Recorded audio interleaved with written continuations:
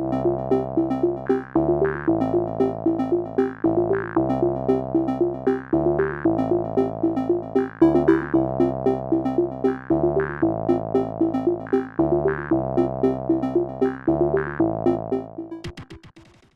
pessoal, esse é o programa Painel da Cidadania, um programa que tem como objetivo contribuir para a formação da cultura cidadã. Nessa semana a gente vai receber Márcia de Alencar Araújo, seja muito bem-vinda, Márcia. Obrigada. Márcia de Alencar Araújo é psicóloga, mestre em Sociologia, bacharel em Direito, hoje está secretária adjunta de Política para as Mulheres, Igualdade Racial e Direitos Humanos. Foi a primeira secretária de segurança de todo o Brasil no corpo e na identidade feminina, embora seja uma pasta que exige muito corporativismo e uma intolerância e uma presença muito masculina. Ela foi a primeira do Brasil, primeira aqui do Distrito Federal.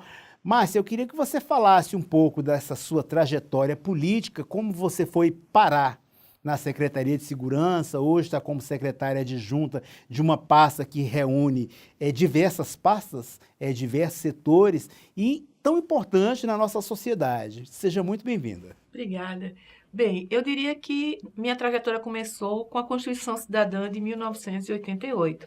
Então, a partir de 90, eu já atuava em movimentos sociais organizados através de uma linha buscando, portanto, a implementação do artigo 5º da Constituição e, nele, segurança é um direito fundamental. E, a partir daí, a questão da prevenção criminal, da prevenção às violências, de construir políticas públicas que pudessem ser integradas no primeiro esforço, envolvendo o sistema de justiça criminal, e aí já era a Polícia Militar, a Polícia Civil, o Poder Judiciário, o Ministério Público, e me engajei fortemente pela a estruturação das defensorias públicas no Brasil, num primeiro momento. Fazia isso como membro integrante do Gabinete de Assessoria Jurídica às Organizações Populares, o GAJOP, lá em Pernambuco, e depois, já no Ministério da Justiça, a partir de 2000, quando passa a me envolver diretamente com as políticas criminais, junto tanto ao CNPCP, Conselho Nacional de Política Criminal e Penitenciária, quanto também à Secretaria Nacional de Justiça. Depois passo a atuar mais fortemente com a questão penitenciária. E em 2009, a gente tem a experiência da primeira Conferência Nacional de Segurança Pública com Cidadania, onde eu fiz parte da Comissão Executiva Nacional, né?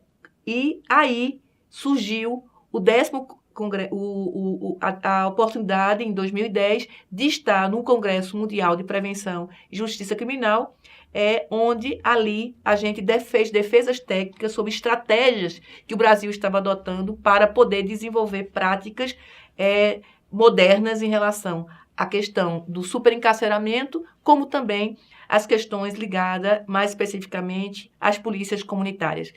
E me submeti a um concurso junto às Nações Unidas e passei a fazer missão fora do Brasil, mais especificamente. Fiquei sediada em Moçambique, porque o contrato com a ONU envolvia os países da América Latina, África e leste da Ásia, onde que a gente trabalhava, eram 2 focos fundamentais, a questão da criminalização da pobreza e reformas em relação ao direito penal e processual penal e reformas penitenciárias em alguns ambientes.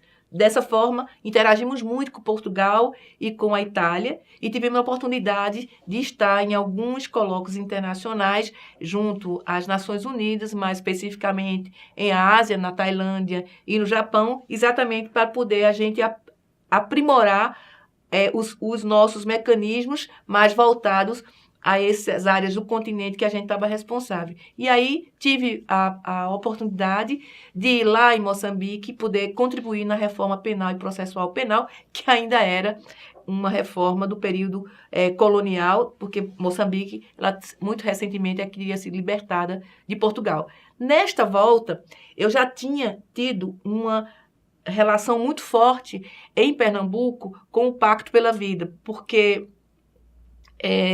quando ele foi constituído em 2006, nós já estávamos no Ministério da Justiça e interagimos muito com a formulação inicial do Pacto pela Vida e, de alguma forma, a gente dialogava, seja diretamente com o governador Eduardo Campos, seja com Luiz Raton, que era a pessoa que foi o mentor do ponto de vista da estruturação conceitual do programa, porque nós ali, como representante do Ministério da Justiça, interagimos de forma muito direta.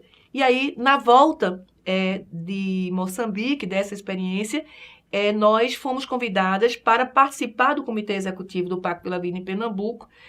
Naquele momento, o secretário de Segurança era o delegado federal, doutor Damásio, e nesse retorno tivemos essa oportunidade e concentramos uma estratégia específica numa cidade chamada Jaboatão dos Guararapes, onde lá a gente tinha uma experiência de resiliência, ou seja, os dados do Pacto pela Vida, ele demonstravam uma queda substancial. No entanto, nesta cidade, que é a segunda cidade maior de Pernambuco, depois de Recife, uma cidade da região metropolitana, havia, portanto, uma evidência de que faltavam estratégias mais ousadas. Daí eu mergulho nessa experiência como secretária executiva de Segurança Cidadã e depois eu sou convidada para assumir o cargo de subsecretária de Segurança Cidadã no governo Hollenberg e, na sequência, ascendo a condição de secretária de Estado de Segurança Pública e da Paz Social, sendo uma pessoa que não só rompe um padrão por ser pioneira em Brasília como a mulher, né, que assume essa pasta e que vem dessa origem da sociedade civil, com uma perspectiva humanista, mas principalmente porque, exatamente por eu ser sociedade civil e estar Estado, o diálogo social, para mim, é uma premissa fundamental. E aí a gente estrutura o Viva Brasília, Nosso Pacto pela Vida, e consegue conquistar agora, em abril, junto às capitais ibero-americanas, o título para Brasília, de Brasília, capital da paz. Márcia, então a gente vê que você foi investida no cargo de secretária de Segurança Pública do Distrito Federal, não por uma imposição ou por um querer maior. Você foi investida porque você tinha currículo, tinha demonstrado trabalho e tinha gerido muito bem em todas as áreas que você for investido no que diz respeito à Secretaria de Segurança e Paz Social. Agora, na sua gestão, Márcia, como secretária de Segurança, você acha que houve algum avanço? Como é que ficou os índices de violência medido na época da sua gestão para agora ou antes? Você acha que houve avanço? Como foi isso Veja, aí? eu estive na Secretaria de Segurança Pública durante 2 anos e 3 meses deste governo, né, que só tem 2 anos e 7 meses. Portanto, só há 5 meses que eu não estou na segurança pública. E nós tivemos, tanto em 2015, a redução de homicídio dos últimos 22 anos, em 2016, dos últimos 23 anos, e conseguindo baixar a taxa de 20, a taxa de 20 por 100 mil habitantes. E esse primeiro semestre, que, portanto, é de janeiro a junho, nós temos, portanto, 3 meses ainda na nossa gestão e nós conseguimos alcançar agora uma redução. Se compara esse primeiro semestre de 2017 com os demais semestres, a gente reduz a 29 anos. O que eu posso dizer é que, do ponto de vista da repressão qualificada, a estratégia que nós adotamos do Pacto pela Vida, que aqui recebeu o nome de Viva Brasília, Nosso Pacto pela Vida, que é uma política de segurança do Partido Socialista Brasileiro, que foi implementado em Pernambuco e foi reconhecido pela ONU, que depois foi implementado no Espírito Santo com o nome Estado Presente, e aqui recebeu, de que essa metodologia de repressão qualificada, ela tem sido, sim, bastante exitosa. O que nós percebemos é que o Viva Brasília, Nosso Pacto pela Vida, ele precisa avançar nas políticas de prevenção. As políticas de prevenção social ao crime, que necessariamente não envolvem ações de polícia, mas sim ações estruturais e ações sociais. E daí que, ao vir para esta nova pasta, com essa complexidade, porque ela trata de um temário, na verdade, ela tem um conjunto de assuntos que lidam diretamente com as grandes conquistas da democracia.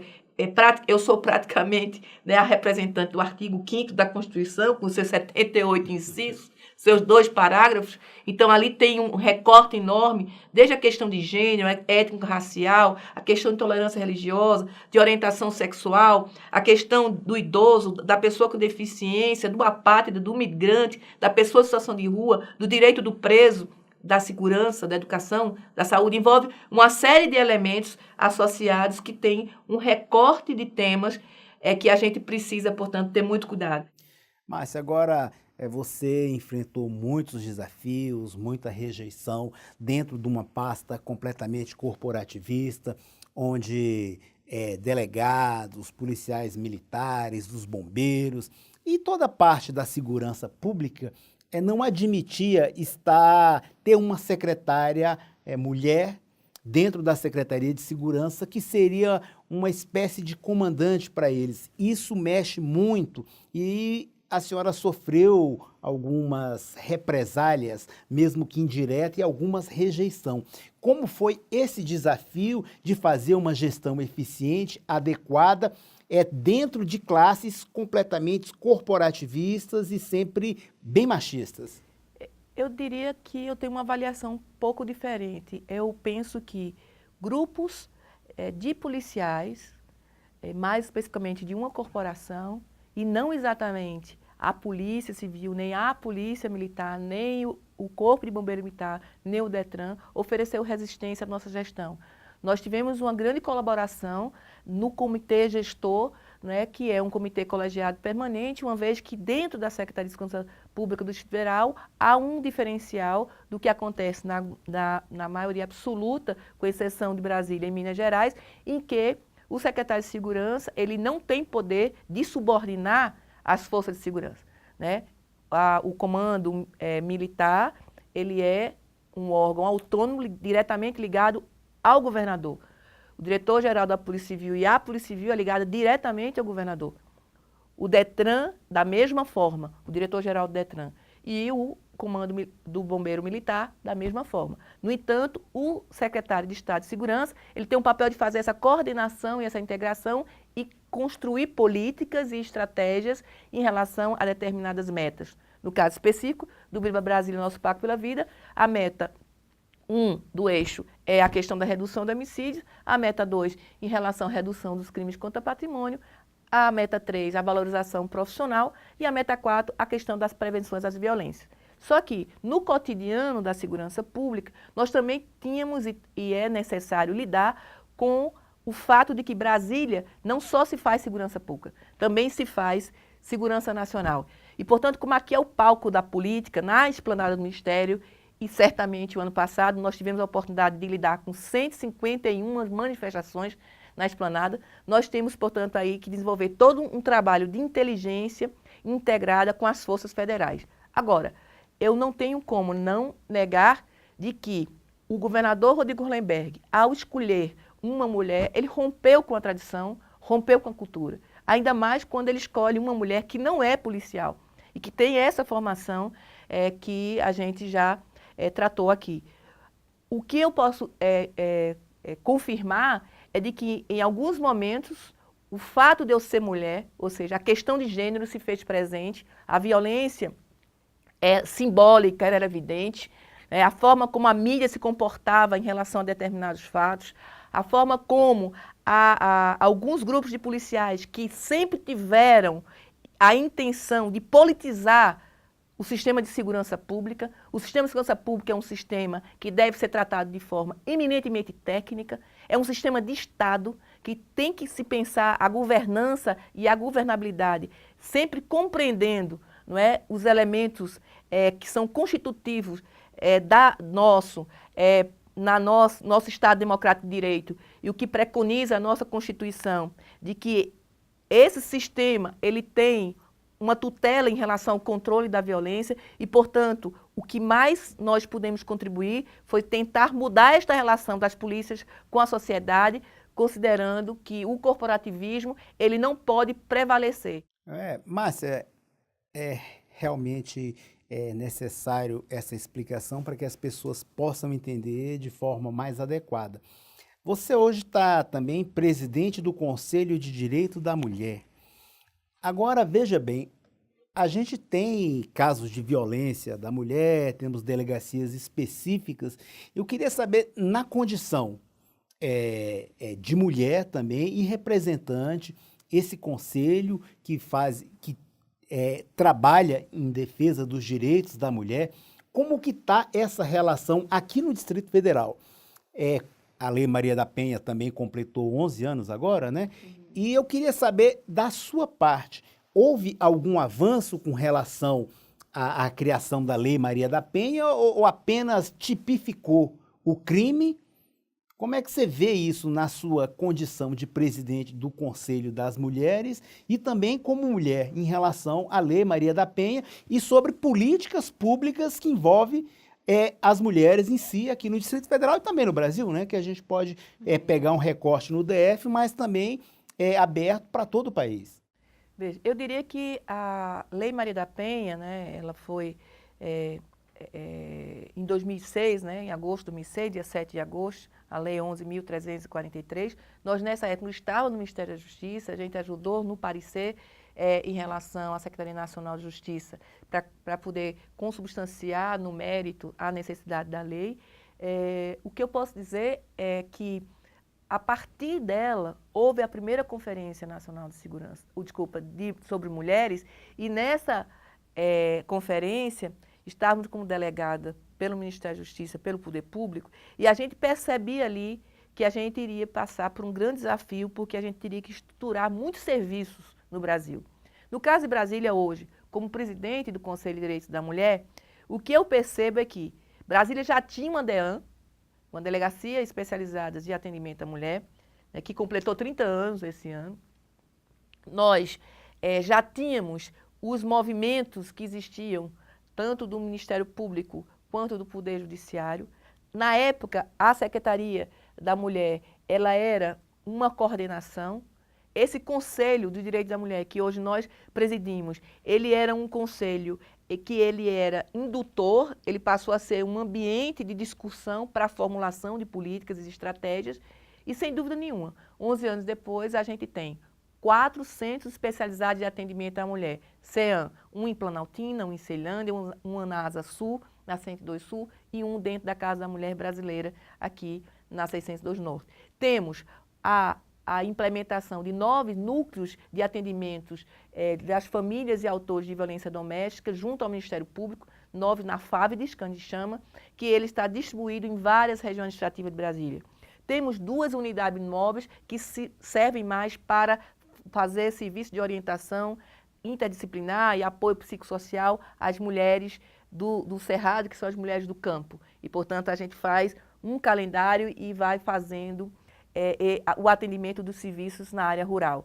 Temos também a Casa da Mulher Brasileira, há 2 anos, que lá reúne uma gestão integrada de serviços, onde tem um posto avançado da DEAN, tem o Centro Judiciário da Mulher, tem um posto também do Ministério Público, tem serviços de apoio psicossocial, e ali se realiza uma série de ações para poder fazer cursos de valorização para a mulher, cursos profissionalizantes, também cursos de introdução de autonomia financeira, de empreendedorismo feminino, e serve também para que a gente possa ter ali vários eventos que são marcantes para poder fazer com que essa mulher tome mais consciência em relação ao seu direito.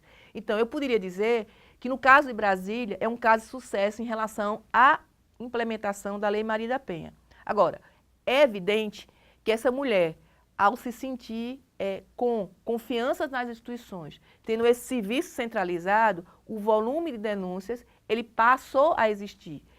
E, ao mesmo tempo, a gente precisa compreender que com a tipificação do crime recente de feminicídio em 2015, nós passamos a ter um registro que ainda não é consistente o suficiente, ainda não está padronizado em nível nacional e que evidencia a morte da mulher por ela ser mulher, de forma exclusiva. E nós temos um elemento cultural, estrutural, na cultura brasileira, que é a questão da violência contra a mulher, em função de vivermos num ambiente de uma cultura de dominação masculina, de dominação patriarcal, que é desde o nosso período colonial e neocolonial, e isso aí sim é uma ruptura que exige um esforço educacional permanente para que as novas gerações possam fazer valer os direitos da mulher de uma forma mais intensa. Então, em suma, eu diria que, sem dúvida nenhuma, a Lei Maria da Penha, ela, ao dar visibilidade ao fenômeno de violência contra a mulher, ela começou a gerar um ciclo de ruptura dessa cultura, um ciclo de ruptura dessa violência, mas que certamente, em 11 anos, não é suficiente para nós dizermos que ela está consolidada e que a gente possa, enquanto mulher, comemorar, porque a justiça da paz em casa ainda não foi feita. Porque essa mulher se emancipou, mas as suas famílias se esgarçaram, não porque ela foi trabalhar e ajudar a prover o sustento da família, mas é porque ela, quando chega em casa, ela não sofre o mesmo tipo de respeito e valorização que foi tratada em relação ao chefe de família. Então, principalmente as mulheres que são mães, precisam ser respeitadas pelos seus companheiros e principalmente pelos seus filhos. Lembrando que você de casa pode participar do nosso programa, sugerindo temas, debatedores e sendo esse protagonista principal conosco. Participe através do nosso site, paineldacidadania.com.br, ou enviando uma mensagem de texto solicitando algum programa através do nosso WhatsApp, 6199-811-4665. Lembrando também que você pode assistir esse e outros programas através das nossas plataformas digitais. Márcia, eu queria perguntar agora para você, o governador Hollenberg, ele regulamentou a lei que pune a homofobia, o que foi imediatamente derrubado pela Câmara Legislativa numa sessão que não estavam todos os deputados presentes. Eu queria saber como que isso, qual o impacto dessa cassação de uma regulamentação de uma lei que pune a homofobia, qual o impacto direto para a sociedade e para essas minorias que também se sentem. Hoje elas são humilhadas, são agredidas física e psicologicamente. Qual o impacto para a sociedade o fato dessa lei ter sido cassada pela Câmara?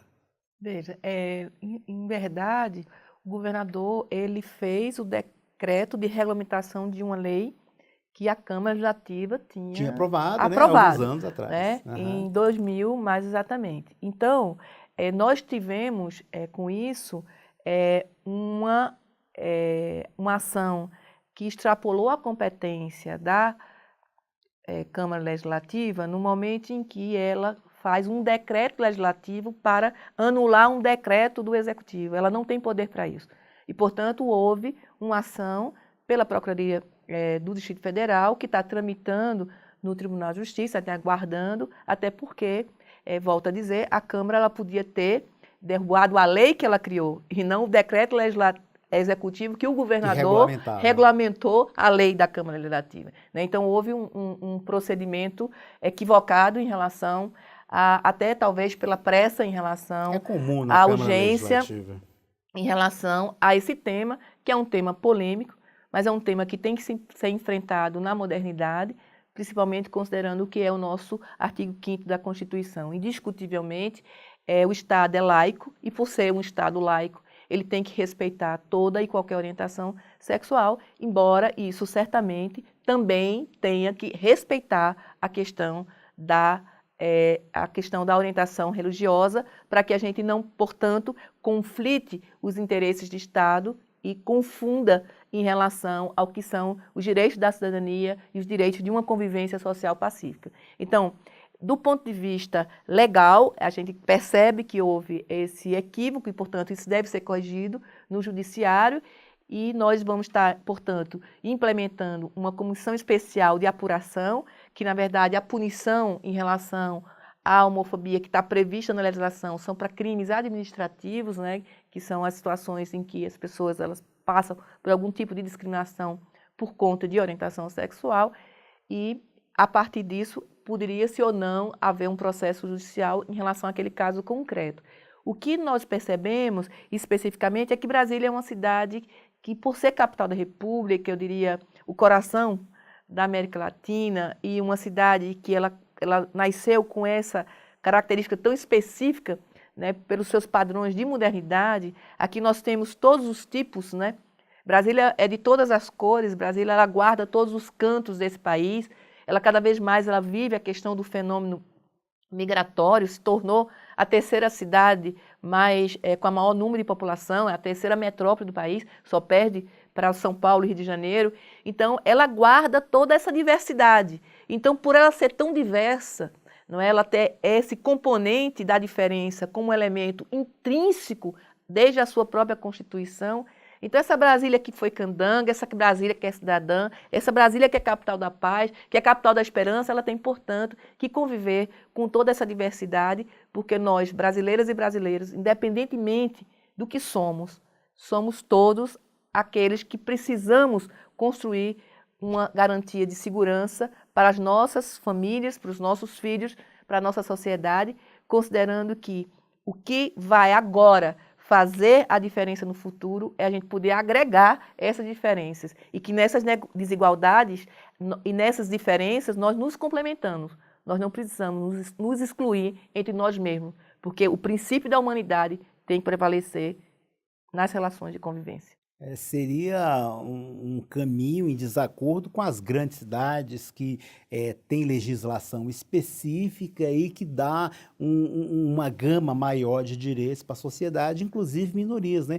A Câmara caminhou em determinado momento em contradição, atendendo pleitos e solicitações de determinados grupos religiosos para que não deixasse essa lei ser regulamentada, né?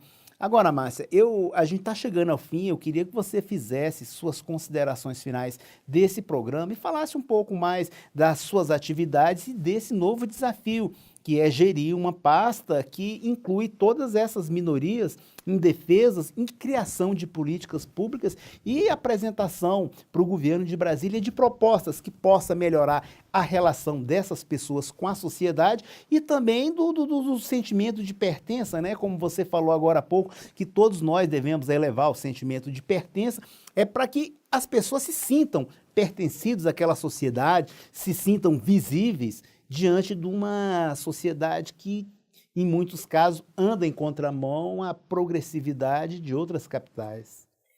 É verdade. A gente precisa, né, lutar e defender cada vez mais uma Brasília cidadã. Uma Brasília que esteja conectada com o mundo, porque ela é aqui um ambiente em que ela tem uma relação com a questão de outros países muito presentes, com as embaixadas e com as relações exteriores que são estabelecidas. Portanto, essa diversidade de cultura, ela nos provoca para que nós que estejamos aqui sejamos cidadãs e cidadãos do mundo.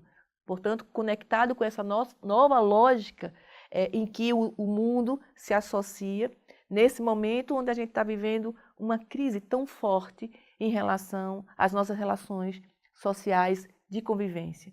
E que no caso específico do Brasil, nós estamos também vivendo uma crise de representação política muito intensa.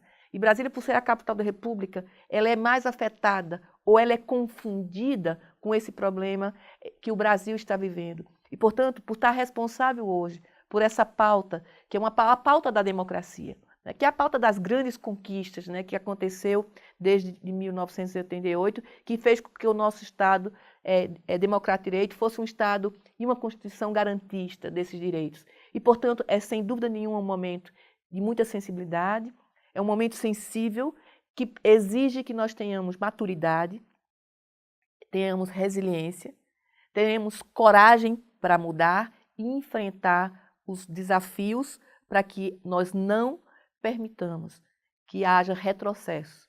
E como um grande inspirador desse processo, muito recentemente e abruptamente nos deixou, disse: não vamos desistir do Brasil. Obrigado, Márcia, pela presença no programa. Seja bem-vinda novamente e seja bem-vinda em novas edições do programa. O programa vai estar sempre de portas abertas para você. Agradeço a você de casa por esse carinho especial. Um forte abraço em cada um de vocês e até a próxima semana.